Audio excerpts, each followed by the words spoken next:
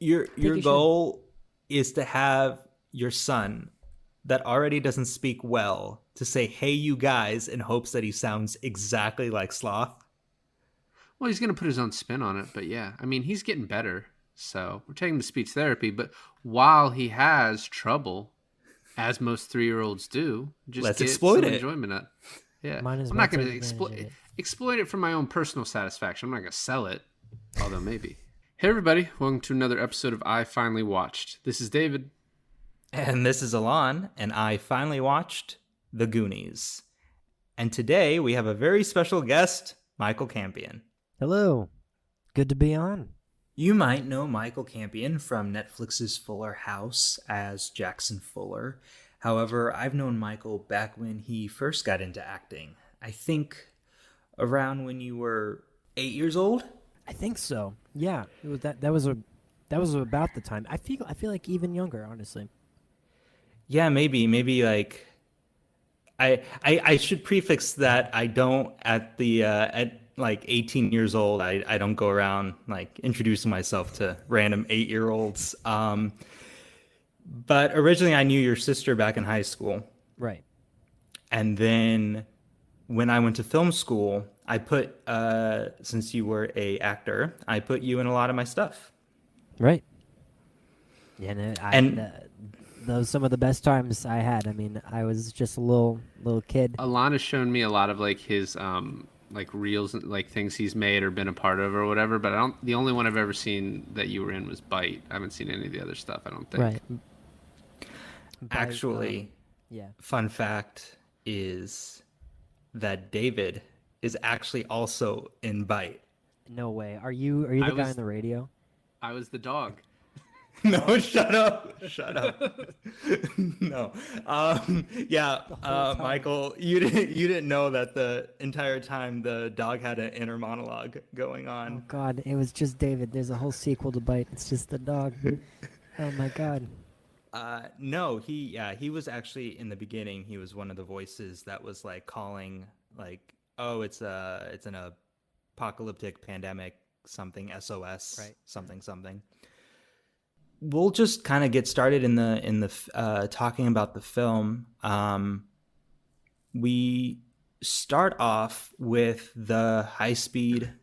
No, sorry, we start off with the jailbreak. I always forget it starts this way. Like every time I see it, I was like, oh yeah. Like I never remember it. I always think it starts at the house.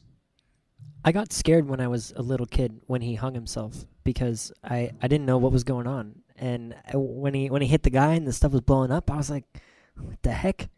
Man, it is like engraved in my brain from childhood. Yeah. How You know, young it's were you? How young What's were that? you when you first saw it?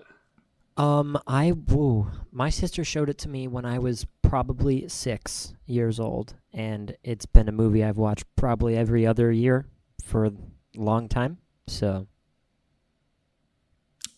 What's funny is that we put out a poll on Twitter, and it's not like we have a lot of Twitter followers, but David asked me to ask our Twitter fam that is it appropriate to show the Goonies to a 3-year-old, more specifically his 3-year-old son. And I'll tell you, this was one of our most like active posts. People were like, don't you dare, this is super not appropriate, and then like, what are you thinking? And then other people were like, yeah, it's fine, go ahead. And so watching this for the first time, and the very first thing you see is a guy who like commits suicide, I was like, what the hell is going on? Like, I guess like, yeah, those people are right, and then he's not actually dead. And then I watched the whole film and I'm like, no, you know what, for the people who say like don't show it to kids, like they're insane. I can't think of like one thing, especially since like so many things go over like a 3-year-old's head. I couldn't really think of like something that's like traumatized. The skeletons maybe, but that's like about it. there's Those are real nothing skeletons wrong. too. Get out. Yeah. Really? All of them are real except Chester Copperpots, but all the other pirates are real skeletons. What about One-Eyed Pete? One-Eyed Willie? One-Eyed Willie. Yeah, One-Eyed Willie. I watched the movie. So my wife actually just kind of overruled me, and we didn't show it to him because another movie we showed to him like a couple of weeks back was Three Ninjas, and he had a nightmare from that. So instead, we watched Homeward Bound, which he was really into. So, maybe 5 to 6 sounds like a good time to wait. I feel like you could definitely show the Goonies to a 3-year-old. Like, they will not get most of it. And some of the images are a little scary, but most of the time it's fun. And it's going to go over their head most of the time. It's also it's so cartoonish that it's very cartoony, yeah. So yeah, well, okay. So about the cartoonicity of the whole thing. So the jail breakout and then setting the fire, like the perimeter around the jail. I was just like, I don't know. I was just like not into it for a while. I was like, all right, maybe it's just because it's an older movie, but it took me about maybe I'll say halfway into the movie for me to actually start getting like invested in it. I don't know. I think it's just because the cheese. And I usually love cheese, but this was just like, I guess kind of a slow start. I'm like, just get on with the treasure hunting, please. Really? Yeah. Oh, that's too bad. I loved it. Like straight off the bat. Yeah. Well, and I think the beginning too. So when we get to the house is like when it really like picks up for me. But it is funny though watching it now as an adult, because I don't think I've watched it in like 5 to 10 years, something like that, or at least watched it all the way through like this, and maybe even longer. But like, there's just so many like little nuances and like little things that are added into like make the story work. And then at the same time, I think there's like some stuff missing that would have made it like better for me. But like all of the people you see in the town, like all the characters we're about to meet as the Fratellis are driving by them, I thought it's always a really nice touch. Like you see Andy, and then you see Chunk when he spills the milkshake, like all that stuff. I don't get the one girl, Steph, which I don't think I ever hear her name mentioned, but she's the girl that I think like makes out with Mouth at the end. She's like pulling a crab out of the like out of like a thing by a dock, like with her teeth, it looks like in the beginning. I was like, I don't really understand what you're doing. Yeah, I didn't know what that was either. Yeah, guys, it's the old bobbing for crab tradition, idiots. She's by herself right. too. It's just like a Friday afternoon. She has nothing to do. She's like, let me just bob for crab. I want it to be Mouth.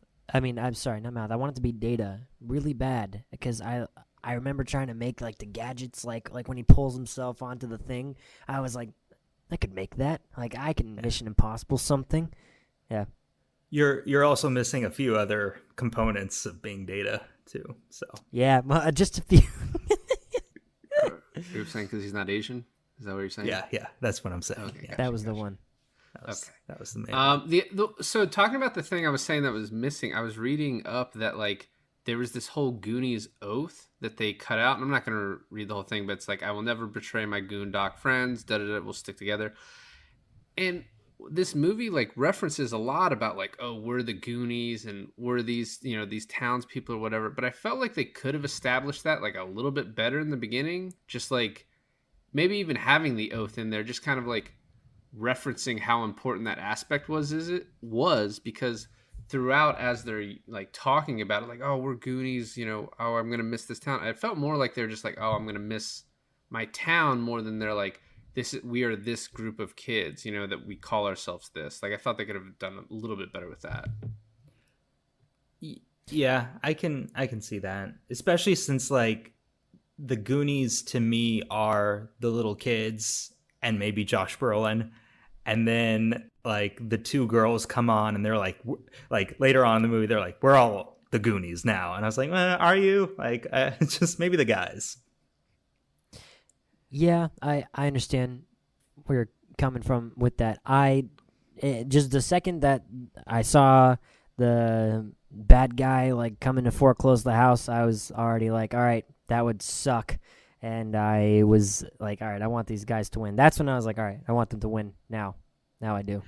I thought the guy that the Fratellis killed and put on the freezer was the foreclosed guy.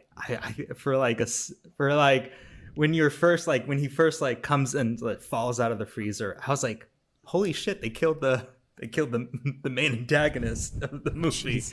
It's like, way to go, Fratellis. I'm on their side now. I don't know if I'd ever realized this before. Like those two guys that walk in, I think as a kid, I was always just like, oh, those two guys, it must have been but they set up like those two guys walk in, they kind of talk about the way they look and you're like, oh, they kind of look like feds.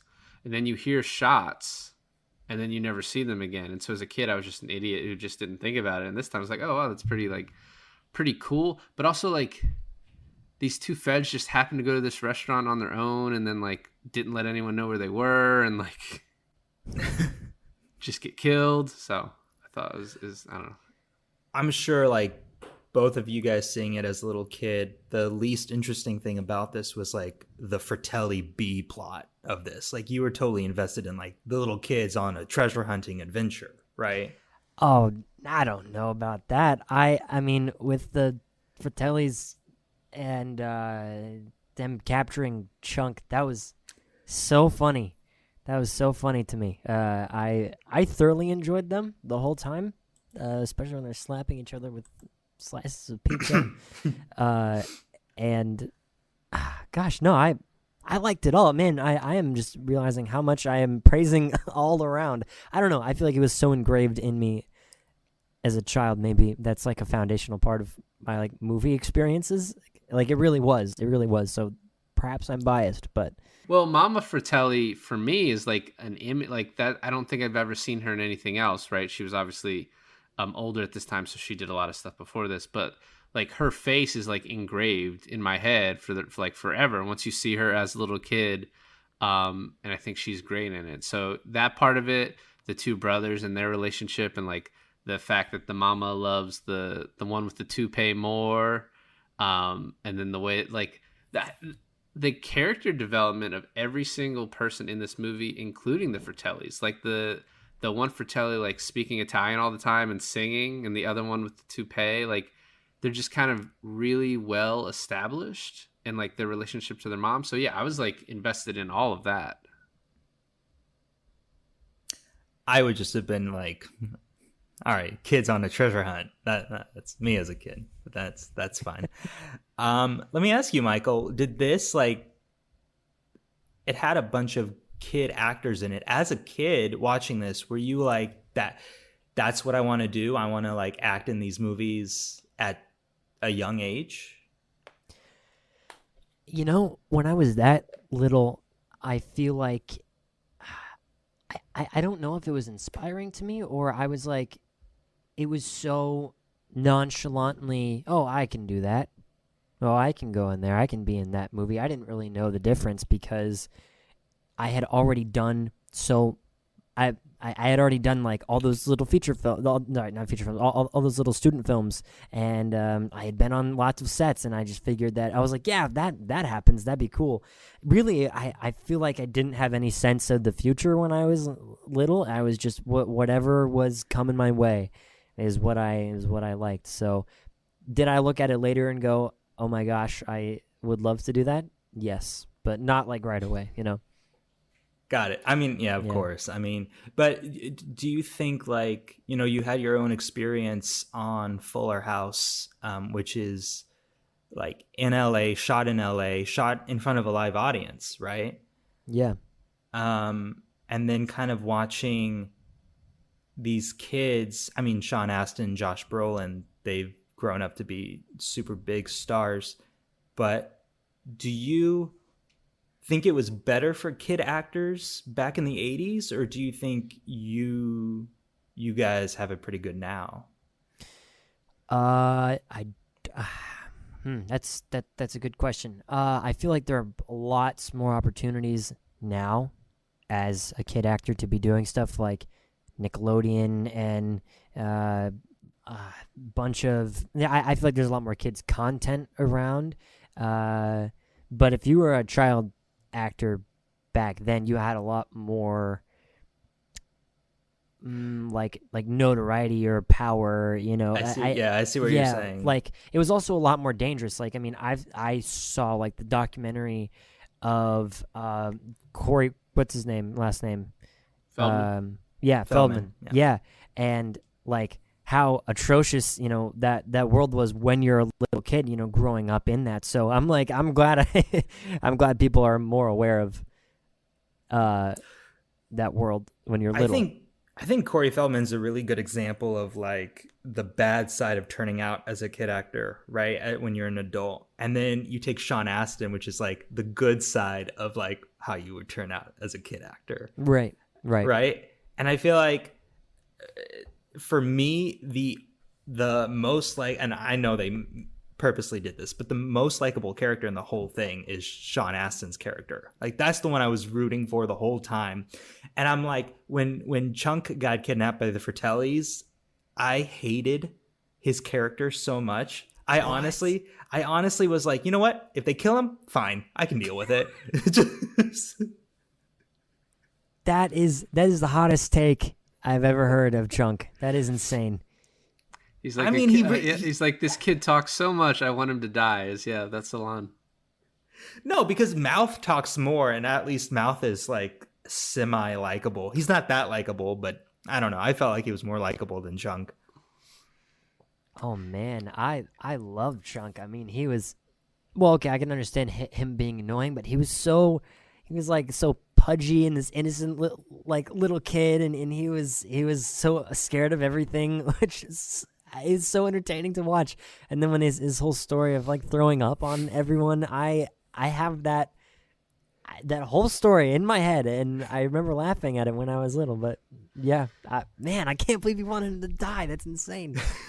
Did anyone feel like that story about him throwing up was an homage to Stand By Me? It's a Spielberg story.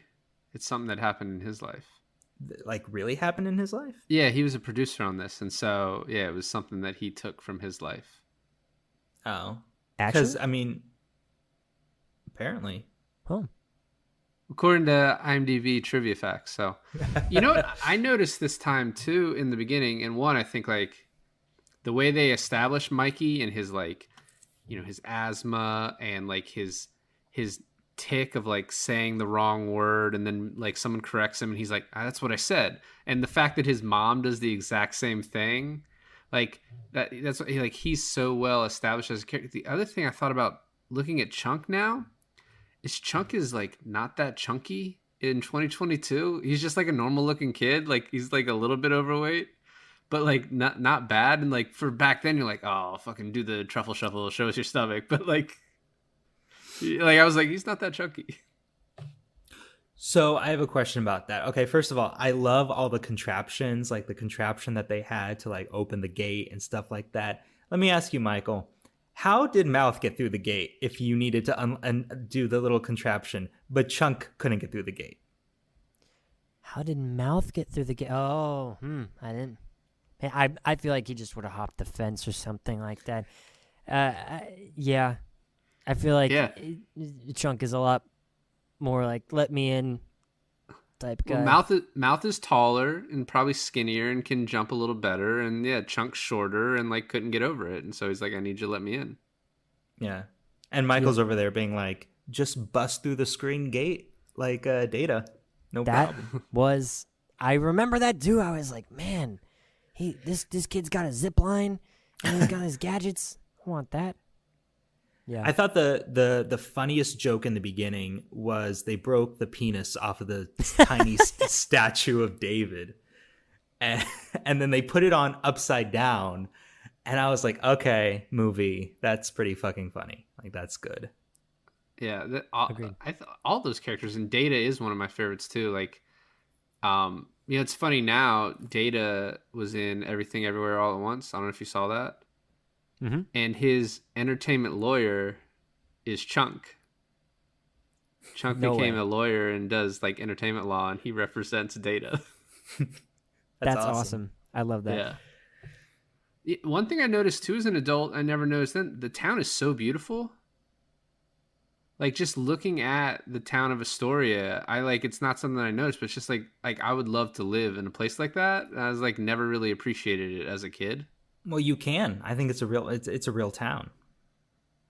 Yeah, I know, Yeah. but don't go by the house because the owners get pissed. I didn't think about that. Yeah. Isn't it in Oregon? Where is it? Yeah, I think so. Yeah. Astoria, Oregon. Yeah, Yeah. and they shot like most of the movie right there, and obviously a few of the bigger set pieces on a soundstage. But Yeah, yeah, they actually no, shot it at Warner Brothers, and when I was shooting Fuller House, I got a chance to go by the sets. It was really cool. Oh, that was like a big moment for you, I bet. Yeah, I was like, whoa, yeah, this is like where it was shot. Like, there's a huge soundstage. It's got like a pit in it, and that's where they had the ship and the waterfall and all that. Super cool. I was wondering where the ship was actually placed because they built the ship, and I was like, but where did you put it? And I guess that's like really like obviously it has to be in something like that, but it just that that set design is so cool for that last shot as they walk in and see the ship. Like it's one of I think the scene that sticks with me the most is probably like the piano scene. Like it's the one I think about first when I think about this movie, like of all the things they have to get through. And then but then obviously like every time you see the ship you're like, holy shit, that's so cool. I think correct me if I'm wrong. I read somewhere that they kept the kids hiding away from the ship before that shot, so they could have like real reactions to the ship, them turning around. I read that too, and then apparently Josh Brolin said "holy shit" and they like re-recorded it, which doesn't make a whole lot of sense because they should. A little bit because I read, they say shit so many times throughout the movie, but apparently they were strategically placed so that when they showed it on TV, they could cut out and you wouldn't miss any dialogue or anything else, or they could either like raise the other sounds over it, or that they could just cut that little bit so you wouldn't know it was there. And so like, yeah, they got their initial reaction, but Brolin like messed it up, and so they had to redo it. Oh my gosh, that's funny. Yeah, I feel like they're less strict with that type of stuff nowadays. Like, Yeah. no? Are you? So it's funny because I remember when we were doing Bite and you remember this story, right?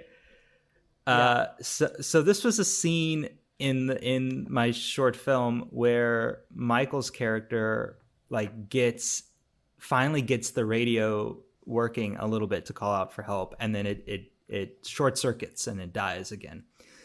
And he's supposed to get upset, and I thought this was like a really awesome moment, and Michael just brought tears and everything. Like this was like, I mean, mind you, this was 6 years ago, and the first time I had Michael in anything of mine was like literally when he was 10 years old.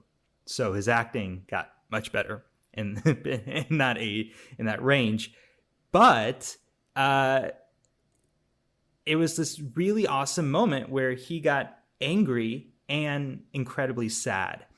And in the first take, you go, fuck, and you slam down the mic. And we had to hire like someone to watch over you because you were still underage when we were shooting Bite. And I remember thinking to myself, I was like, that's the most perfect take. That's it. Like, we got it. It's a oneer. And she leans over to me and she goes, you can't use that. And I'm like, excuse me, lady? Why? Why not? She's like, his contract doesn't have that he can curse in this film. Oh, kill yourself. That I cannot believe that. You did not tell me that. What? I didn't want to tell you that. I mean, part of my job is to just make you blissfully ignorant through the whole thing. Oh, So I was like, okay, Michael, cool. That's awesome. Can you do it again? Just bring it on. And yeah. And don't say the F word. What's funny too is that I used that entire shot just all around you saying the word, and then I had to use the other take for when like you slam down the microphone. But like, I was really mad because I wanted to use that, and I apparently would have gotten in a lot of trouble for that. From who? dang. God, I don't know. You got No, sued from for you got sued for all the profits from Bite. yeah, who? No, I don't know, from your agent Michael or your manager or someone like that. But I guess like Fuller House is PG or just rated. It's definitely PG-13. There are curse words involved, Okay, from time to time. okay. Yeah, yeah.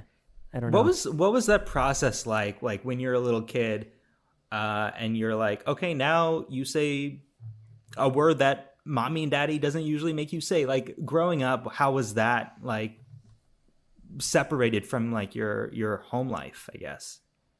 Yeah, that's interesting. I really didn't want to curse for like the longest time. I was born like in a really Christian household and a very very sheltered, and I was like, no, I do not want to curse. And I remember just growing out of that, uh, but I would turn down like auditions because I didn't want to curse like that.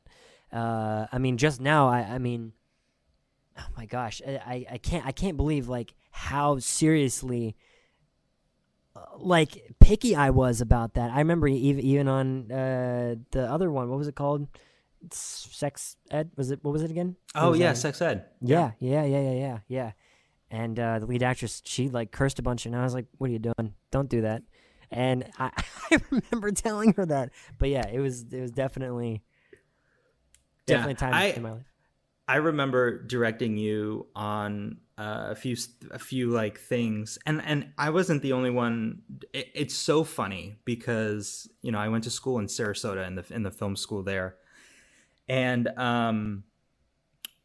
there was not a giant selection of good child actors in Sarasota. There was like a little group, and then most of our actors, like most of the movies that we wrote, involved adults and teenagers, and there was like a bunch of acting schools for those age groups, right? And then your I think your mom is originally from Sarasota, right?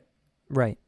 And so um, I was talking to her and I was like, hey, how big of a deal would it be if you brought Michael down for like my short film or whatever? And she was like, oh, yeah, I love Sarasota. No problem. No big deal. And then you stepped onto campus and we did the thing. And then I think like you were in every single, like once everyone became aware of you, they were like, yeah, Michael Campion is in my movie and my movie and my movie. Yeah, I remember that. That's funny.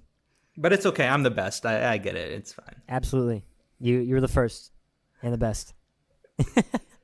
Not to steer us back too quickly. Yeah, no, steer. Please steer. Yes. So one of my favorite lines that I like, I don't know if I'd heard it before. It's funny, like you're like, oh man, I never realized that. And you're like, no, you just haven't watched it in 5 years and you forgot that you like remember it. But when the scene with Rosalita and Mouth and him like giving her like all the shit in Spanish, like, oh, they're gonna, this is where the dungeon is and this and all that. But I really love the mom's line of, I would really like this house clean before they tear it down. Is so funny to me. Like, just like this time, like it really caught me.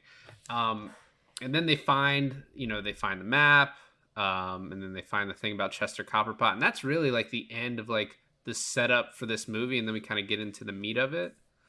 And one thing I've always thought with this, and maybe it's just me, I don't know if you guys agree, but like I think having the Cyndi Lauper song in this, like because she was so big at the time, like it always added like gravity to this movie for me, like, or gravitas, like just it made it feel so much more important because you have like this huge song like in this like pivotal moment in the movie when they escape. I'm always like, it made it feel like a bigger movie, and obviously it's like a Spielberg movie anyway, or he's producing it, so he's a part of it. But like that whole scene, I think is like, it's obviously really great, but I just think the song too, I was just like listening to it before we started. I like put it on Alexa. But Yeah, I never thought about it like that. I also, man, there's so many little details like that. This watch around, because I haven't seen it in a couple of years either. But yeah, now that you mention it, I feel like that definitely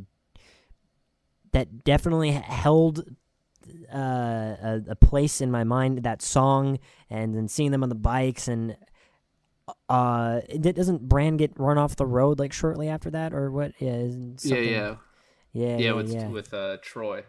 Yeah. Yeah. And there was a song that was playing when he was getting run off the road too. What was that? It was like I can't remember. I know what you're talking about though. I did think with Troy this time, I was like, there's no way that actually works. Like, there's no way that guy is strong enough to hold his hand onto the car. I was like, you would totally like just rip off. Like, you could just rip your arm out of his holds. He could have died. That is so dangerous. Yeah, he probably would have. Probably would have died. You know what's so funny is like watching this movie and then watching Stranger Things, for example, is how much. I mean, I've seen a lot of 80s movies, and I got like a bunch of references that Stranger Things pulled off, right? But watching the Goonies and then like thinking back about a couple of things in Stranger Things, I was like, whoa, like that was a huge pull for that show. And I don't know, have both of you seen the latest season? Yes. Yeah. Okay, so the jock bully reminded me of the jock bully in the Goonies. Yeah. A lot. Sure. Do you think that they were like, Mikey was like, oh, don't deflate his tires. He spent so much money on that, and I was like, you can just pump those back up. Like, you're not actually like hurting anything by just deflating the tires. I didn't get the big deal about that either. It's not like they took a switchblade and they like cut a hole in his tire. They just like unscrewed the thing. By the way, unrealistic, right? Because when you everyone knows this. When you unscrew a tire, it takes forever for the air to finally like let out. I understand. I mean, he's gonna have to get a tire pump. He can't go out. I mean, Also that'd be can't annoying. drive because he can't pass a driver's test. So I love when he takes the little girl's bike. She's like, "That's my bike. That's my bike." And also, He's like, the mom, I owe you one. The mom's like, I'm gonna go Harry Krishna on you. And as he's biking away, he's like, it's Harry Carey, Mom. Yeah. So many little things like that make this movie so good. I found There is a couple scenes that were cut, and I was actually trying to figure out. So you can find them on YouTube, and I was trying to figure out where they play in the movie. But one of them is, I think after they find the map, the kids all run away quickly on their bikes and go to like a gas station. They call it Stop and Shop. And they find a map, and Troy's there, and he starts messing with them. And he's about to punch Mikey, and Josh Brolin stops him and throws him against something. And Troy's like, my daddy's going to shut this town down. And then they go back to the house, and then they tie him up. And apparently that scene like plays when they used to play it on TV, but it's like not available anywhere. It's like on YouTube, and then if you saw this in like the 90s on TV. So aside from that, is it established? I know at the end of the movie it is, but before that, is it established that he's the son of the foreclosure guy? Yeah, it was. Yeah. Okay. Even without that scene, because when he comes up to the door, he's like, oh, that's Troy's dad. And he's like, are your parents here? And they're like, da da da da. And then later on, Andy's like, Troy, stop it. Okay. I think that's why they got rid of the scene, right? Because one, it already establishes what they need to establish, and two, if Bran saves them from being beaten up, they just look more like a jerk tying him up, right? Well, he makes them come home, so it's unnecessary. But what's funny is when they go to the Stop and Shop, he opens up a town map and he sees the 3 rocks, and that's how they know where to ride to. So, but I mean, I've never before seeing that ever had a question of why they knew where to go. It's a small town, so I figured they would know anyway. Speaking of deleted scenes, there was a whole octopus. Yeah. Okay. I have a big question about that, because at the end of the movie, I think it's Data that was like, oh, and the octopus. And I was like, hold on a fucking second.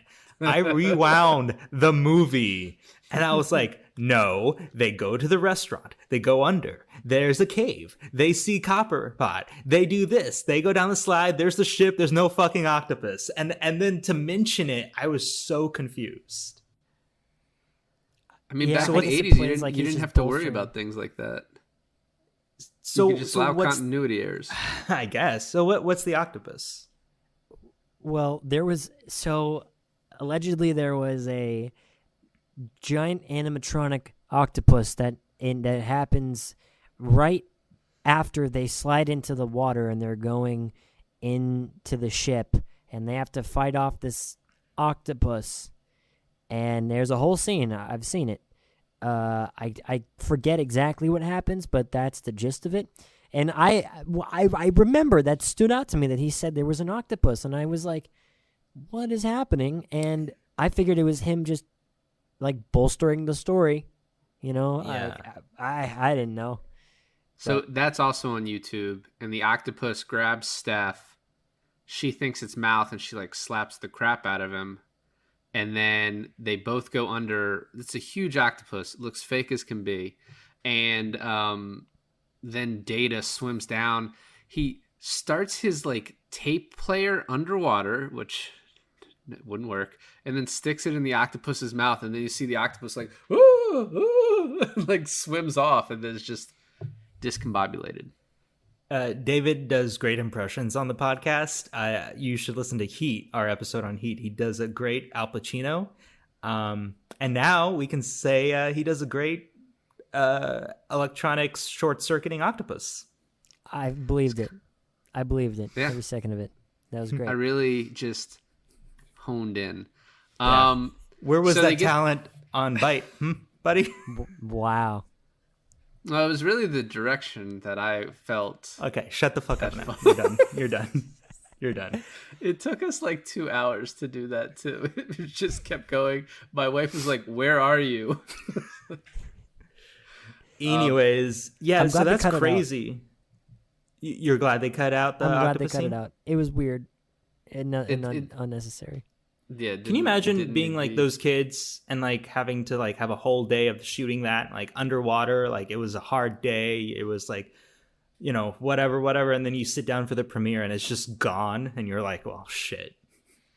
I see that all the time with episodes in the show Fuller House. I'm like, oh, and a whole sequence gone. So Yeah. What was like the hardest one to see go, if you can think of one? oh, the hardest one to see go. Oh my gosh. We had. Yeah, you know what's interesting? Actually, I'm more sad about the stuff that gets rewritten than the stuff that they actually cut, because sometimes they will give us a rough draft of the script in the beginning of the week, and then by the end of the week, it's completely different. Some stuff we cut out. I'm like, oh, I really wanted the scene where I was in the Mexican wrestling place. I really wanted the scene where I was like, I just, there were so many bits that I love. I can't think of something specific. I'll have to come back to you on that, but yeah. Yeah. Lots of stuff gets I'm, rewritten. I'm sure. So they get to the restaurant. One thing I noticed, there's a couple things I noticed in this. One, they like didn't get enough coverage apparently at one point, and then you see there's a shot where the Mikey is looking at the restaurant and Data, Chunk, and Mouth are in front of him, and it's clearly like a green screen, like with the restaurant Really? in the background. It's like a shot that looks really bad. If you go back and look, you'll be like, oh yeah, that's bad. I think I know which one you're talking about. The CGI in this movie is a whole nother thing, because honestly, for what it wasn't that bad. But like the ship, the pirate ship at the very end, I was like, whoa, oh, that's rough, you know?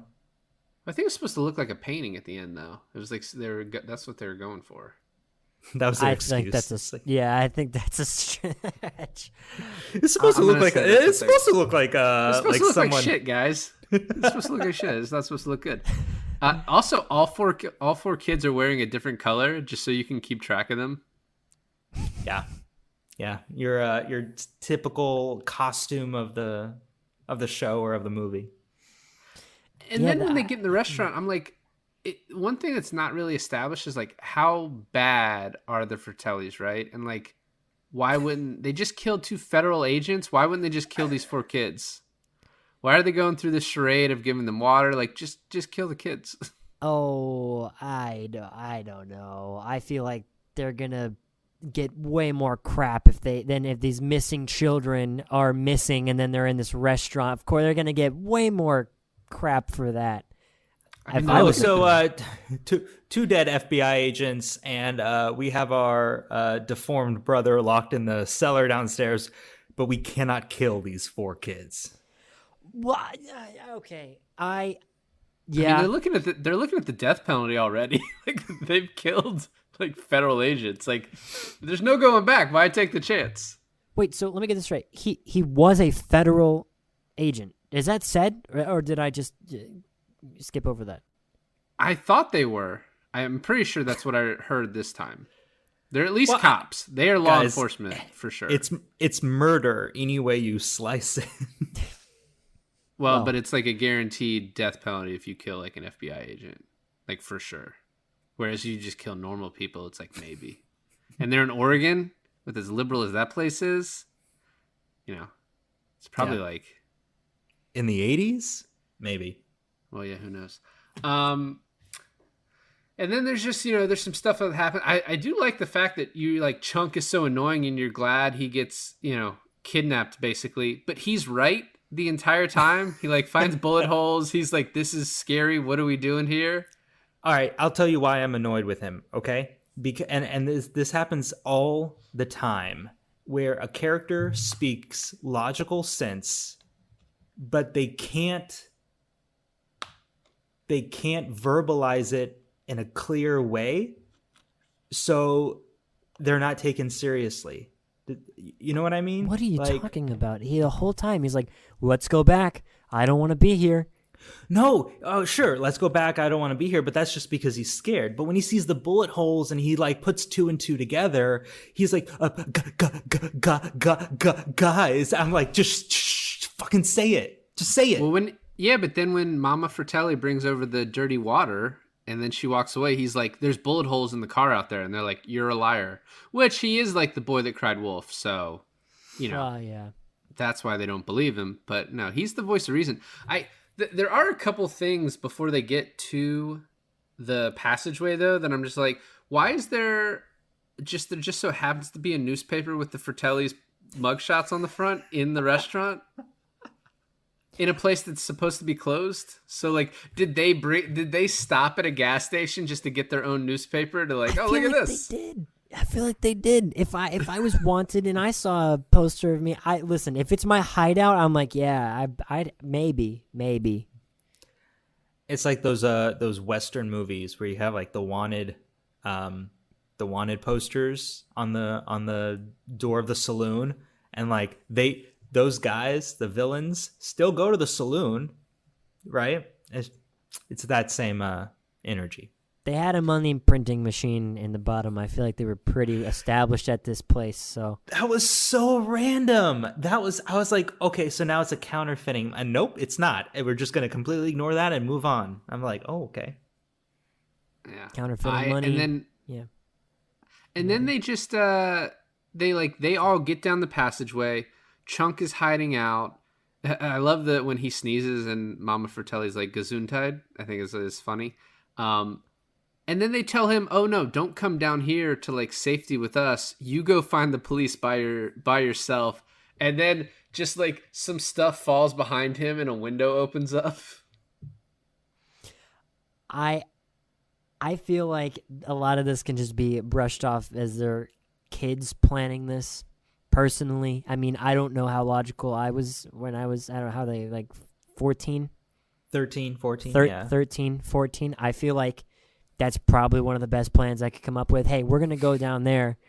You go find the police. Personally. And then Chunk is like the most unlucky person in the world as he runs to the one car that he can't run to. That's hilarious. But see, that's the thing though. It wouldn't have mattered if it was the right car. If it was anyone from the town, still no one would have believed him. No. I feel like I He's feel like, oh my God, I just saw my friends get brutally, brutally murdered. And they were like, oh, that chunk. Well, he calls the cops, and the cops like, oh, there was like the Gremlins reference, right? Where he's like, oh yeah, aren't you the one that told me about the things you can't feed after midnight or whatever? So yeah. I get it. That part is established really well, that like Chunk is the one who has this information, but no one can believe him because of who he is. I love Yeah. that. Yeah, that was good. Yeah, they have lots of credibility for all the characters, and all it's set up very simply, you know, like, oh, he can read the map because he can speak Spanish. Oh, he isn't getting the cops because clearly he's unlucky, you know, and stuff like that. Satisfying. And now we're in the tunnel, which I think, I don't know, from here on out is kind of my favorite part of the movie. And it's weird too, like it takes forever to get to the tunnel, and I never really remembered it that way. And this is like a almost exactly 2-hour movie. And then it probably takes like an hour, I think, to get into the tunnel. And then from there on, like the ship part is the last 30 minutes of the movie. The last fourth of the movie, they find the ship. And I was like, I just didn't remember it working out that way. I was so surprised too when it's an hour and 10 to get to the tunnel.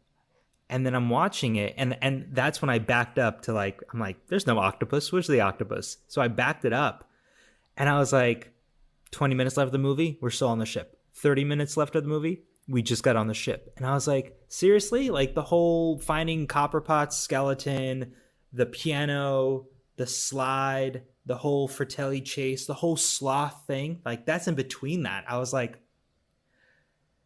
I will say this, apart from the beginning being quite slow, I thought the movie was really well paced in feeling like you're fitting all these giant set pieces in there, but it feels like this very linear thing going on. And I actually really like that about the film. I agree. I didn't think of it like that, but yeah, definitely. So one thing that I read, I always thought, and I read, and it kind of just like solidified it for me, is like those rocks drop. Like Mikey accidentally sets off the booby trap after they find the dynamite, and those rocks drop, like kind of blocking their way, and then the Fratellis just walk right past those rocks to get to them. Yeah. Oh. Well, they don't set themselves back up, the rocks, right? It's not like the ghost of One Eye. No, they're blocking the path though. They shouldn't be able to get by them. I guess you could make the case that does it show them get by them, or you can make the case that they just walked on top of them. I feel like they definitely slid on top years of old.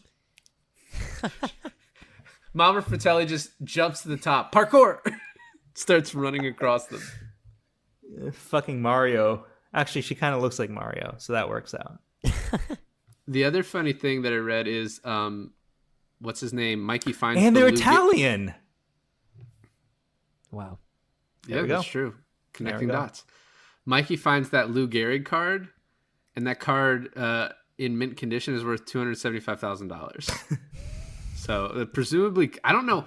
They never establish how much is needed to save this town, but then at the end, a handful of like, they look like the rocks you get at like when you go to like medieval times, and you're like, Mom or Dad, can I get the rocks? Can I get like a scoop of rocks and put into this bag? That's what it looks like. Yes, I had that exact thought. I was like, I remember having like, I had a little pirate ship in the back of my backyard, and yeah, we had all those like little plastic gems. I was like, I used to play Goonies with that all the time in this pirate ship. But yeah, oh wait, what was the thing that happened right after the rocks? Well, they go out onto the street, and then when they're back in the tunnel, they have like the key thing. No, it's the bats, and then the key. Yeah, I think the key. I think he does the key, and that opens the thing for the bats to fly out. I think that's what happens. Oh, you're talking about the skeleton thing that they found around Chester Copperpot's neck, right? Neck, yeah. Yeah, so I thought that was really cool. Like the hint, the clue that leads to them putting the the thing in the slot and then turning it. I thought that was like, oh, okay.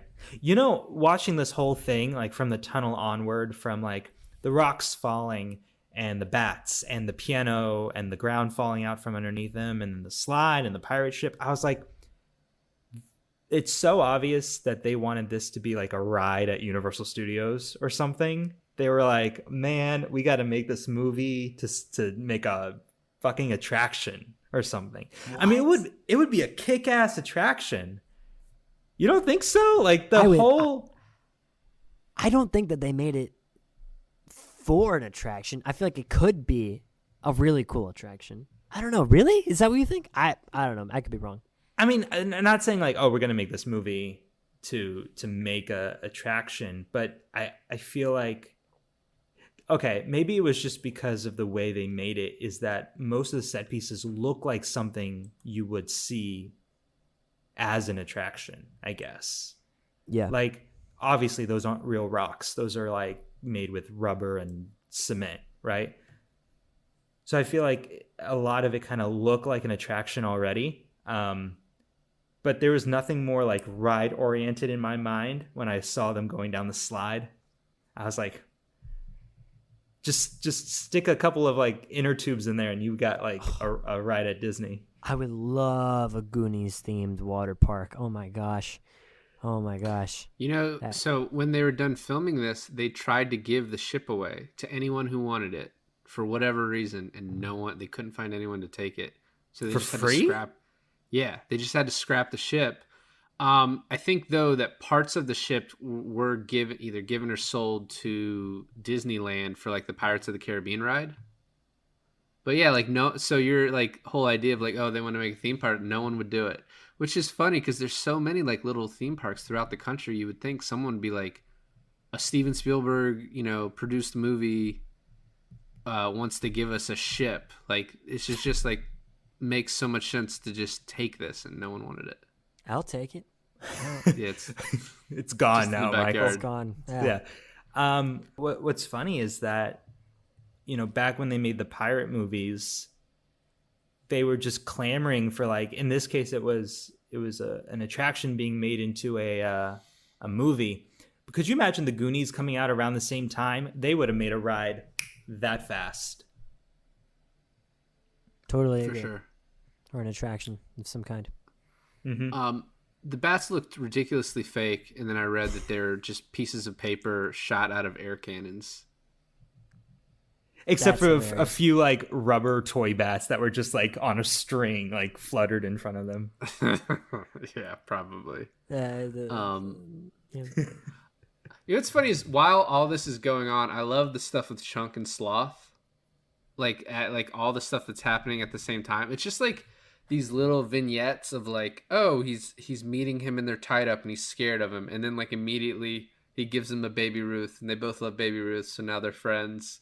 Like he kisses them, and then they're just adventures of like breaking out and following them. All that stuff is fun to me. I don't know. Lon hates him, so fun. I love Chunk. I love Sloth. That whole relationship is beautiful. I don't know why Lon hates love. It's insane to me.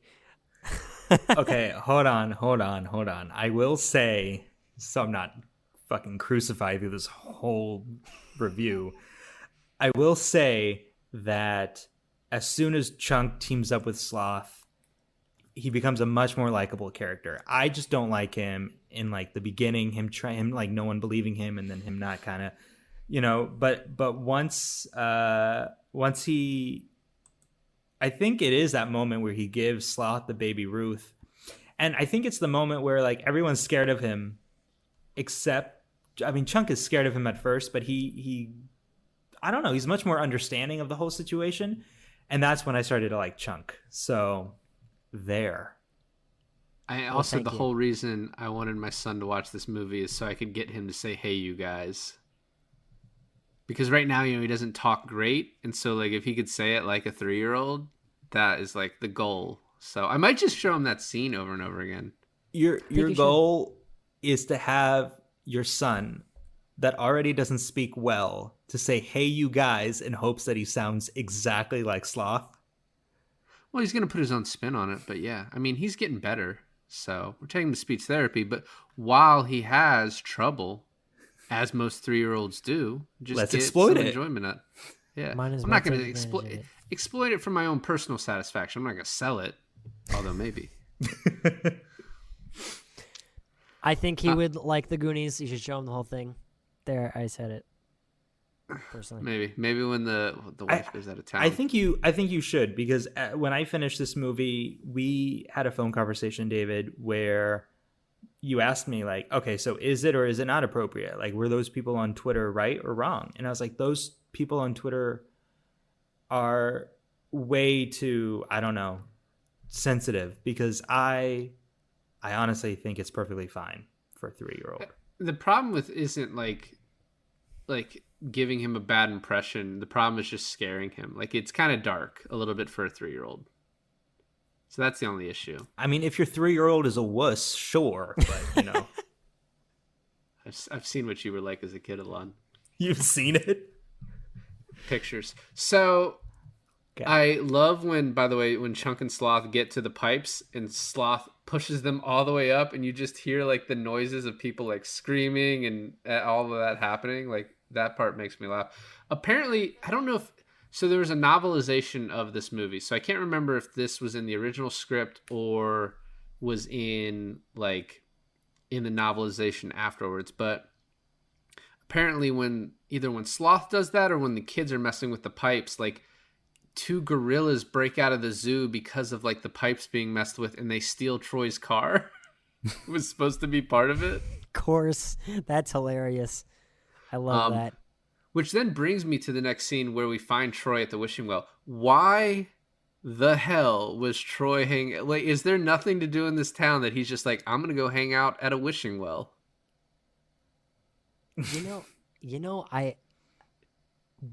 What do bullies do in their free time? What do athlete guys do? Hang out at wishing wells. Hang out at wishing wells. I mean, hey, I feel like small towns, they only have like a couple places that are, tolerable to hang out at, personally. But it looked nice. Well, maybe he's also an idiot that believes in wishing wells and is like, if I throw a quarter in here, I'll get to see Andy's boobs. And he's like, that's what. Yeah, what did he wish for again? He wished for some crap, didn't he? He wanted to get with Andy. Huh. Or Okay. make it with Andy? I can't remember the term he used. It was like 80s slang. Right before that, though, one of my favorite scenes, and I think it's Mouth picking up all the pennies and dimes, right? And he's like, how old is this treasure? Like, before George Washington or Abraham Lincoln or Jackson or whatever? And I was so confused. I was like, what? Like, what? So the treasure, I was just like really confused. And then it was revealed, oh, they're at the bottom of the wishing well. And then I looked at the timestamp of this movie and I was like, oh yeah, we're nowhere close to the end. Okay, cool. Like, I love that whole thing. My sister and I quote it all the time. It's our time down here. I love it. So you would have been convinced by Mikey? You would have been like, all right, yeah. I was right dude, there. he would have been Mikey. I would have been Mikey. I think Andy. right. I think Andy goes up. Andy is like, she's a little bit of an annoying character in this. She's like, at one What? point, Andy's after she gets scared in the beginning, she's like, I should have just let Troy sexually assault me. Like, I would be so much safer up there. Like, she's like, I should have let him look down I'm gonna be pretty only for so long. And I was like, all right. And then she makes out with like a 10-year-old. Yeah, but not knowingly. Yeah. I don't know. Well, If you can't tell, like, 1 second the guy you're like eyeing doesn't have braces, and then you make out with him and you think he does have braces, and then you're like, oh, he doesn't have braces, and you're too stupid to like put 2 and 2 together, yeah, maybe you are annoying. Yeah. If I had to say one character was annoying, it'd be Andy. So, Sloth. and then she's like, watch out for that hole that Brant must have been standing in because he was so much shorter than he should have been. That's right. And That's like a writer's room. Like, hey, wait, okay, the braces is one thing, but like, how does she not know the height? And some guy's just like, he was standing in a hole. Can we move on? Like, let's keep it going. I love the urinals, by the way. That was so funny. I was convinced that like caves had urinals at that, like naturally occurring. They had like little divots in the thing. Right. Yeah. Wait. So if there was I'm like, using the men's room, Mikey.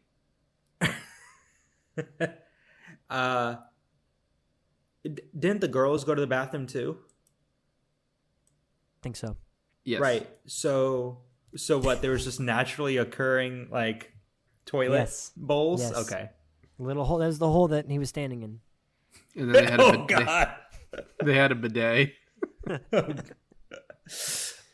No. So the part where Andy sends up just her jacket with like Troy's name, his Letterman jacket, I thought was so great, and his Andy, yeah, you Goonies. That was a pretty good impression. That was a good impression. It I sounded like like that it was one. going through a well. it went through my eardrums. It wasn't that loud for me. Nothing in between there. So we get to Mikey's speech about let's keep this plot going, and they figure out the key, right? This is when they turn the key and they go through the Well, the no, I bat see. cave. This is when the kiss happens, and then they're just sort of chilling for some reason, and the Fratellis catch up to them. So they run through like the skull cave, which is really cool. Like I don't know if I ever noticed that before. And then they get to the piano. What is funny about the octopus getting deleted is like how much Data is responsible for this movie, like for their success. Like he does the slick shoes thing, which buys them a ton of time. He fights off the octopus. I will say, like, not that you have to like suspend your disbelief like that matters for a movie like this, but the fact that those chompers caught him, like his pearls of his like pinchers of peril or whatever he called them. Yeah. I was like, come on, guys. As a kid, I was like, that's awesome. I want a pair of those. But as an adult, I was like, that doesn't work. I thought That's it would why be. I wanted a grappling hook. Oh my God. I remember like 6 years ago, we hung out and you had this grappling hook and you were obsessed with it and you tried to climb a tree with it. And it was the most like failed thing.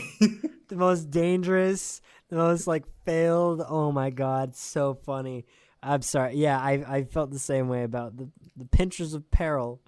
There we are. That's what it was. Oh, I kind of wish that we didn't see Data. This is going to sound bad. Don't take it. I like Data, okay? But I kind of wish we didn't see him save himself. I wish because they were like panicking. They were like, oh my God, Data's dead. He's dead. But we as the audience saw that he saved himself before the rest of the gang knew. I kind of would have liked to also us to think that he died and to like cry along with the rest of the gang. And then it's revealed that he saved himself. I thought that would have been more like a cool way of showing it. I think that the pinchers of peril they come in later too when he chomps the guy's dick, right? Yeah, that's true. Yeah. But also, I mean, you talked about this with like the movie we did last, The Boat That Rocked, and like, oh, Philip Seymour Hoffman was not going to die. We didn't do that last. Oh, shit. We haven't done it yet. Shut up, David. It doesn't matter. Oh, do not look behind the curtain. The continuity of I Finally Watched must remain intact. The IFW universe must stay pure. Okay? Anyway. You're putting too much branches on the timeline. All right? This is the most annoying timeline. So we get to the piano. Watching it this time, I was like, I don't really understand how the engineering of this piano works. Like how someone in like the 17th, 18th century designed this thing. But obviously, once again, you can suspend your disbelief of that. And as I said before, it's like the most memorable scene getting to then the slide, which I always was like, that looks so much fun. I was confused why the whole fucking piano thing, why they were standing around while it was breaking around them. I was like, hey, you could just go at the edge where the Fratellis went. That's what I thought. I was like, what are you doing? But Well, I mean, but you could, but you'd have to get the drawbridge all the way down, even if you did. I feel like you could have climbed in a little bit. I mean, that's my... Just Once have you it get like two- 30%. Yeah, okay. Once you get 2 notes right, maybe just go for it. Yeah, I wouldn't waste time. I wouldn't be doing that. Also, it's like what you said, 1700s. I mean, I feel like crap is... Man, I don't know who built that, but it has been lasting in the water and the grime, I feel like either it's really, really structurally... Sound. It says, structurally sound, or those chains could have broken. Hey, I could have done something like that personally. Also, what I found really annoying through that entire sequence was how long it took the Fratellis to climb up that like 2 rocks. I was like, dude, come on! Oh my god! They were covered in slippery stuff, and it was wet. No, only the log was covered in slippery stuff. It got on them. What do you think? It's just like it didn't get on them after they fell into it? It's 2 rocks, I agree, David. Alon. It's 2 rocks. They're 2 full-grown men, and all they had were 2 rocks and a little Asian boy like throwing shit at them. Okay. He punched punched him them. with the... Yeah. He punched him. Okay. He punched them. Fine. All right, so I'm let's- right in between you two, all right? I think that, they could have gone a little faster, but yeah, he did punch him, and there was some slick stuff. I understand. So, they go down the slide, they get to the ship, they get in the ship very easily. No octopi to be found. I do think it's a cool scene, probably like the most of the non like action or the comedy aspects, like the drama part of it. I think Mikey's speech to One-Eyed Willie when he finds him, he's like, "I found you, I beat you, like I won," I think is really cool. I'll tell you what. I did not think I was going to get emotionally invested in this movie until Mikey said to One-Eyed Willie's skeleton, "You're the original Goonie." And I'm like, ah, shit, here comes the tears.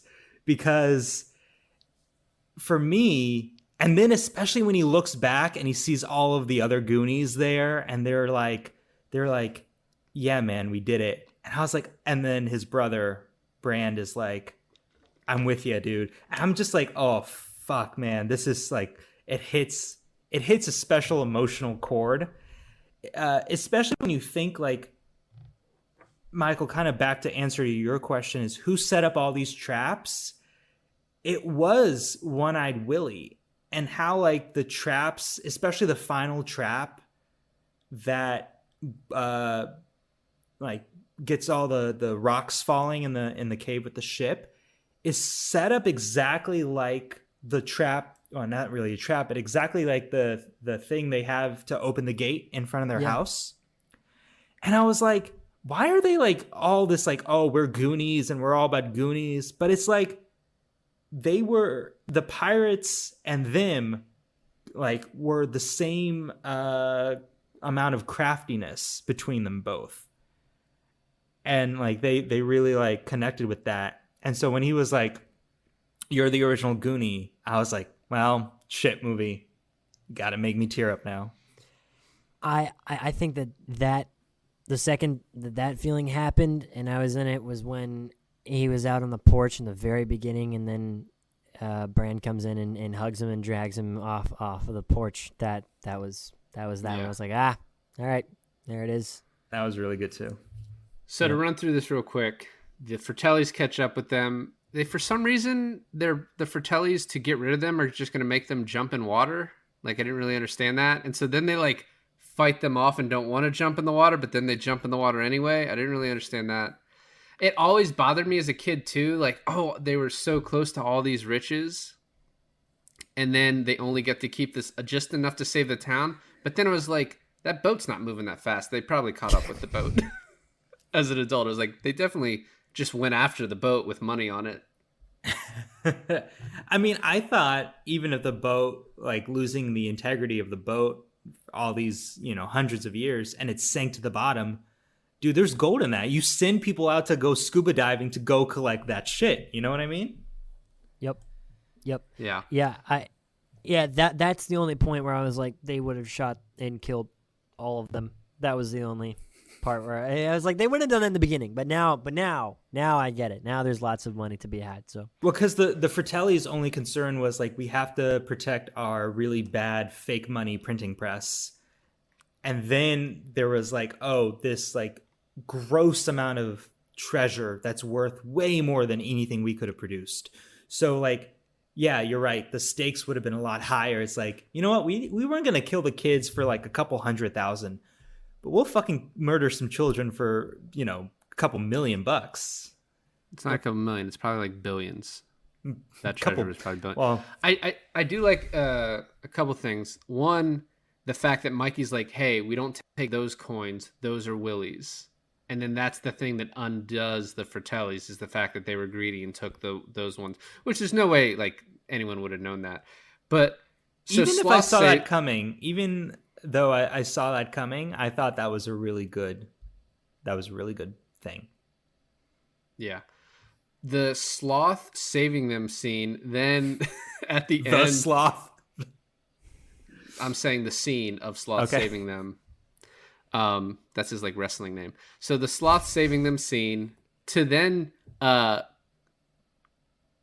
Chunk saying, hey, we're gonna adopt you, and I was just like, what? No, you're not. But then apparently in the novelization, his parents actually adopt Chunk, and like they throw a bar mitzvah for him. You mean Sloth? Yeah, sorry, Sloth. Yeah, they adopt Chunk. No, yeah, they adopt Chunk, this like 40-year-old looking guy, and they're like, you mean Sloth? You mean Sloth? I do. So they adopt Chunk. No, I'm kidding. So yeah, but anyway, I just like that part. I was like, you're not going to adopt that guy, but apparently they do, or the movie at least commits to that. Well, obviously, it's directed by Richard Donner. So when they pull off of Sloth's shirt and it's the Superman shirt, I was like, yes. And then like you hear the Superman theme. It was awesome. When he went to go save him, I think I definitely think I teared up there. I was like, yep, there it is. There it is. Hey, you guys. Normally I end this with fun facts. I was able to get a lot of them in, but the one I didn't is, so I'm just going to read this. The wall calendar scene in the movie shows October of 1985. And then mouth indicates that it's a Saturday. The newspaper front page seen around the 43-minute mark is dated October 24th, 1985, which was a Thursday. All this would mean that the action takes place on Saturday, October 26th, 1985, which happens to be the exact same day on which the events of Back to the Future took place. Ah. And that's such a cool detail. That is a cool detail. Like also, the detail that Data's dad is the sheriff. Data's dad's not the sheriff. Wait, whose dad is the sheriff? Data's dad is the Asian man. I don't know if you caught that. No, but is it? The director of the movie is the sheriff. It's like a small scene. That's Richard Donner? I think so, yeah. That's what I read. So, but who's Data's dad? And don't say the Asian man. There's an Asian man and a woman that go on the beach and talk to Data. I know, but he has like a jacket. Oh no, they're all wearing cop jackets, right? Yeah. Yeah, he's not a cop. I think so. Maybe. I don't know. Maybe? Okay. All right. Well, a lot of those parents were the real parents of the kids, or at least some of them. Like that was Chunk's mom who came out there, So what was the very last scene of the movie? The ship going away. Rosalita. So originally Rosalita finds those like the jewels at the house, like later on, right before they signed the papers. But then they changed it so you could have the scene of the ship looking very crappily in the background, floating away. But they changed it to the beach and had it right there. And so the last scene is her finding the jewels, them telling Troy's dad to fuck off, and then they see the ship. And then they're like, "Who's got a boat? Let's go get the ship." Yeah. No, I really like the movie. I obviously had my gripes with it, but overall I think it was really sweet. I wish I saw it when I was younger, because I feel like I would be like you guys and seen less, and like just overall be less critical and really like enjoy the kids' moments as a kid, but enjoying it as an adult, I think you see details and stuff that you don't appreciate as a kid that you can watch it now and be like, okay, that's cool, you know? Yeah, I understand. I feel like if you had the base as a kid and then you saw it now, I feel like that's almost double, because that's at least how I felt when I just watched it, but I understand. Well, now I can't say I haven't seen it. Well, there you go. Well, first of all, thank you guys for having me on. This movie is a net positive movie experience. I give this a 10 out of 10. I love it. And, all right, I'm outroing now. Thank you guys for listening to another episode of I Finally Watched. And Alon has finally watched The Goonies. It's a great time. Thank you all. And we'll see you around in the next episode where you watch something else. I don't know what you're doing next. The Boat That Rocked. The Boat That Rocked next on I Finally Watched.